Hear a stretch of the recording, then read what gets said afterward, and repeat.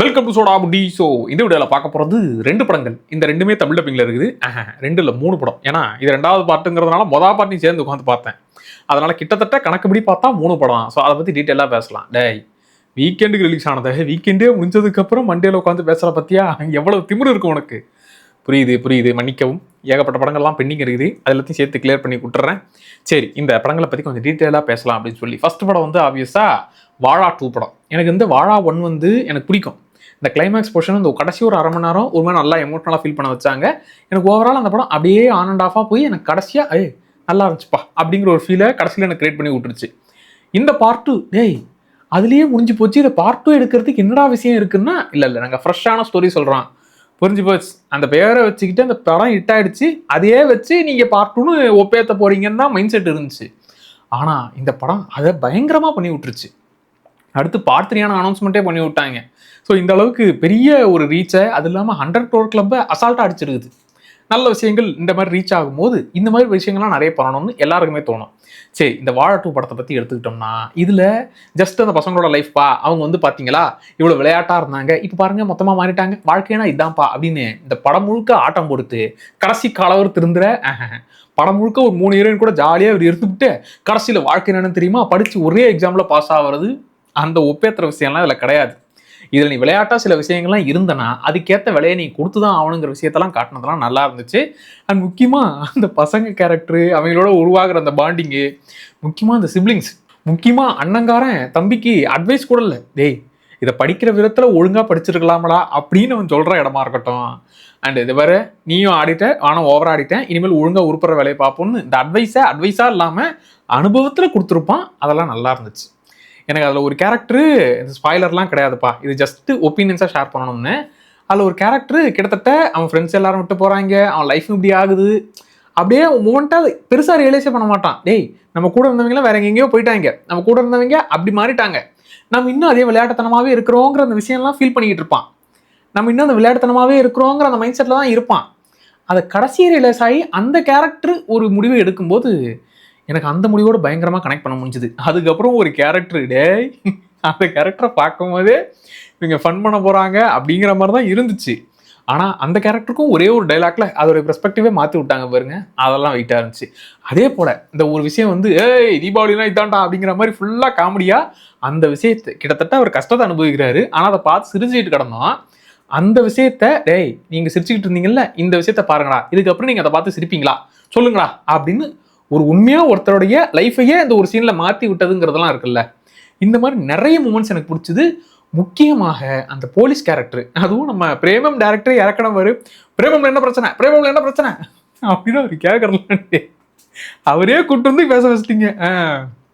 அந்த கேரக்டர், ஏன் ஸ்கூல் பசங்க இப்படி இருக்கிறாங்க, ஸ்கூல் பசங்களுக்கு என்ன பிரச்சனை, எதனால இப்படிலாம் நடக்குது, அவங்க ஏன் இந்த விளையாடுறது இந்த விஷயங்கள்லாம் விட்டுவிட்டு தேவையில்லாத தப்பான ரூட்டுக்கு போகிறாங்க, அதுக்கு காரணம் இதெல்லாம் தான் அப்படிங்கிற அந்த விஷயத்தை உடச்சி பேசுனது, அது எனக்கு ரொம்ப பிடிச்சது. ஏன்னா இவங்க ஃபுல்லாக இவ்வளோ ஆட்டம் போட்டு திடீர்னு திருந்தினா என்னடா லாஜிக் இதுன்னு நமக்கு தோணும். இவங்க இப்படிலாம் பண்ணுறதுக்கு இதெல்லாம் தான்டா காரணம், அதை முதல்ல கிளியர் பண்ணாமல் இவங்களே குத்தம் சொல்லிக்கிட்டு இருந்தால் எங்கேருந்து உருப்படுவானுங்க இப்படின்னு ஓப்பனாக பேசினேன். அந்த விஷயமாவும் எனக்கு பிடிச்சது. ஆப்வியஸாக கடைசி ஒரு அரை மணி நேரம் ஒரு மாதிரி எமோஷனலாக ஆக்கி விடணுன்ற அந்த மைண்ட் செட்டை முடிவு பண்ணிட்டாங்க, அதே மாதிரி ஃபீல் பண்ண வச்சு விட்டாங்க. ஸோ எனக்கு இந்த படம் வந்து ஓவரால் எனக்கு ஏகப்பட்ட மூமெண்ட்ஸ் இருந்துச்சு. செகண்ட் ஹாஃபில் ஆப்வியஸாக கொஞ்சம் இழுத்து விட்டாங்க, அதெல்லாம் தோணுச்சு. ஆனால் அதெல்லாம் தாண்டி எனக்கு இந்த படம் ஓவரால் நல்லா இருக்கடா, நல்லா இருந்துச்சு. அண்டு நிறைய மூமெண்ட்ஸோட கனெக்ட் பண்ணிக்க முடிஞ்சுது. காமெடியாகவும் சரி, அதே போல் இந்த ஒரு ஸ்கூல் ஃபைட் ஒன்று வெயிட்டாக நடக்கும். எனக்கு காமெடி மூமெண்ட்ஸாக தேட்டர் சீனு, தமிழ் டப்பிங் டீமே இதில் இஷ்டமே நீங்கள் போயிருக்கிற நீயே, அதே மாதிரி இந்த ப்ரப்போஸ் பண்ணுற சீனு, டேய்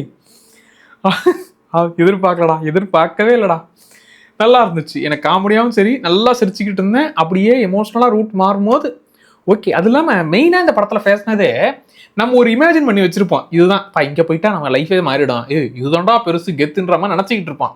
ஆனால் அந்த எக்ஸ்பெக்டேஷன் உடஞ்சி ரியாலிட்டியை கண்ணு முன்னாடி பார்க்கும்போது தான் ராசா இதுக்கு தானே காத்துக்கிட்டு இருந்தா வந்து அனுபவிச்சுக்கோங்கிற அந்த ரியாலிட்டியை நல்லாவே புரிய வச்சிருப்பாங்க. இந்த படம் ஏகப்பட்ட விஷயங்களை என்டர்டெய்னிங்காக சொல்லியிருந்துச்சு. அதுதான் எனக்கு இந்த படத்தில் பிடிச்சது, நல்லாவும் கனெக்ட் பண்ணிக்கவும் முடிஞ்சுது. ஸோ நல்ல ஒரு படம் பார்த்த திருப்தியை கொடுத்தது. சரி, அடுத்து 2வது படத்துக்கு வரோம். பரதநாட்டியம் 2 மோகினி ஆட்டம். இதோடைய பார்ட் 1 நான் பார்த்ததே இல்லை. ஓகே, நம்ம பார்ட் 1 பார்த்தா தான் இந்த கேரக்டர்ஸோட கனெக்ட் ஆகும்னு சொல்லி பார்ட் 1 பரதநாட்டியம் படம் இது பிரைமில் இருக்குது. அது தமிழ் டப்பிங்கில் இல்லை, இந்த படம் மட்டும் தமிழ் டப்பிங்கில் கிடையாது. சரின்னு அதை நான் பார்த்தேன். அது வந்து நான் பார்க்கும்போது சரி அவ்வளோ ஒன்றும் சீன் இல்லையே, பயங்கரமான ட்விஸ்ட்டு ஆர் பயங்கர குபீர் மூமெண்ட்ஸு அவ்வளோலாம் இல்லையேப்பா. அங்கங்கே சிரிச்சுக்கிட்டு இருந்தேன், அங்கங்கே அந்த மூமெண்ட்ஸ்லாம் என்ஜாய் பண்ணேன். ஓவரால் ஒரு சிம்பிளான நல்லா இருக்குது அப்படிங்கிற சொல்லக்கூடிய ஒரு படம் தான். இதுக்கு என்ன பார்ட் 2 பண்ண போறீங்க, இதுக்கு மேலே என்னடா கதையை கொண்டு போக போறீங்கன்ற மைண்ட் செட் தான் இருந்துச்சு. ஆனால் உண்மையாக செகண்ட் பார்ட்டை சுந்தர் சீட்டை குத்தா மாதிரி நீங்கள் செகண்ட் பார்ட்டில் தான் உண்மையாகவே ஃபன் பண்ணி வச்சிருக்கிறாங்க. ஃபர்ஸ்ட் பார்ட்டில் வெறும் சிங்கிள்ஸ் தான் ஆடிக்கிட்டு இருந்தாங்க, செகண்ட் பார்ட்டில் தான் இவங்க 6-4 விளாசிக்கிட்டு இருந்தாங்க. டேய், அங்கே பாலிவுட்ல 4000 கோடியில் ராமாயணம் எடுத்துக்கிட்டு இருக்கானுங்க. நீங்கள் ராமருக்கே ஒரு குட்டி கதையை சொன்னீங்க பாரு, மன்னிக்கவே மாட்டேன், எல்லாம் மீறி போறீங்க அப்படிங்கிற மாதிரி தான் இருந்துச்சு அந்த குட்டி கதைலாம். டேய் என்னடா என்னடா அது, அதெல்லாம் வெயிட்டாக இருந்துச்சு. ஏன்னா இப்போ ஒரு விஷயத்த நீங்கள் அதோட உண்மையை தெரிஞ்சதுக்கப்புறம் அதை பார்க்குற விதங்கிறது உங்களுக்கு மட்டும்தான் குபீர் மூமெண்ட்டாக இருக்கும். அந்த மாதிரியான விஷயங்கள்லாம் அதில் நிறைய இருந்துச்சு.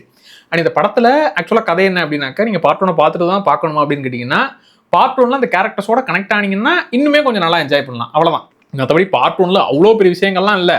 அதை இவங்களே ஓப்பனிங் படம் ஸ்டார்ட் ஆகும்போது ஒரு சின்ன கிளிம்ஸ் மாதிரி போடுவாங்க. இன்னும் அந்த கேரக்டர்ஸ் இப்படிலாம் இருந்திருக்கிறாங்கிற மைண்டில் ஏற்றிக்கும் போது இதில் என்ன கனெக்ட் பண்ணிக்க முடியும். இது வந்து கிட்டத்தட்ட இதை நான் ஸ்பாயில்லாம் பண்ணல, திருஷ்யம் படத்துடைய ஒரு ஆல்டர்னேட் வெர்ஷனா. திருஷ்யம் படத்தை அவங்க சீரியஸாக ஒரு விஷயத்த பண்ணுவாங்கல்ல, இதில் இவங்க சிரிச்சுக்கிட்டே ஃபன் பண்ணிக்கிட்டே அந்த விஷயத்த பண்ணுறாங்க, அவ்வளோதான். திருஷ்யத்தை காமெடியாக ட்ரீட் பண்ணால் அதுதான் இந்த பரதநாட்டியம் டு மோகினி ஆட்டம். இதில் இவங்க அந்த சுச்சுவேஷனில் இவங்க எல்லாரும் ஒரு கேரக்டர் ரியாக்ட் பண்ணுறதே ஃபன்னாக இருக்கும். அதை விட ஹைலைட் என்னன்னா, அங்கே வேற படங்களுடைய ரெஃபரன்ஸ் அள்ளி போடுவானுங்க. கூலி படத்தை கூட விட்டு வைக்கலையே, கூலி படத்தில் ஒரு ஐடியாவாக கொண்டு வந்து அடிப்பானுங்க.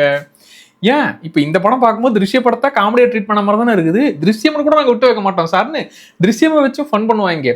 7ஆம் அறிவு இப்படி ஏகப்பட்ட படங்களுடைய ரெஃபரன்ஸு, படம் முழுக்க நீங்கள் இது அந்த படம் இல்லை, இது இந்த படம் இல்லை, அதை போட்டு கலாய்கிறாங்கன்ற மாதிரி ஏகப்பட்ட ரெஃபரன்ஸு இந்த படம் முழுக்க இருக்கும். அது இன்னும் பயங்கரமாக ஒர்க் ஆச்சு. அந்த ராமர் கதை தான்டா ஹைலைட்டு, அதை வச்சுக்கிட்டு ஃபன் பண்ணீங்க, இன்னும் ஏகப்பட்ட விஷயங்கள் பண்ணீங்கன்ற மாதிரி இது ஒரு மாதிரி ஜாலியான ஒரு ரைடு. ஸோ ஓவரால் எனக்கு இந்த படம் ஃபர்ஸ்ட் பார்ட்டு சிம்பிளாக தான் இருந்துச்சு, பெருசாக இல்லை, நல்லா இருந்துச்சு அப்படிங்கிற ஒரு மைண்ட் செட் தான். ஆனால் இதில் தான் கொய்யால வாங்க எல்லா ரூட்லையும் அடிப்போன்ற மாதிரி இவங்க இதில் தான் ஃபன் பண்ணி வச்சிருக்காங்க. ஒரு மாதிரி நல்லா என்ஜாய் பண்ணி பார்த்தேன் இந்த படத்தை. ஸோ ஜாலியான ஒரு ரைடாக இந்த படம் தாராளமாக இருக்கும். ஸோ இந்த 3 படங்களையும் பார்த்தவங்க, வாழா 2 தமிழ் டப்பிங்கில் இருக்குது, பரதநாட்டியம் 2 மோகினி ஆட்டம் தமிழ் டப்பிங்கில் இருக்குது. ஃபர்ஸ்ட் பார்ட் பரதநாட்டியம் மட்டும் தமிழ் டப்பிங்கில் கிடையாதுப்பா, சரியா? இந்த 3மே பார்த்து முடிச்சவங்க உங்களுக்கு எப்படி இருந்துச்சுங்கிறத மறக்காம கமெண்ட்ல சொல்லுங்க, அதை நானும் தெரிஞ்சுக்கிறேன். அப்படியே மறக்காம சோடாபுடி சேனலை சப்ஸ்கிரைப் பண்ணிக்கோங்க. Tata bye.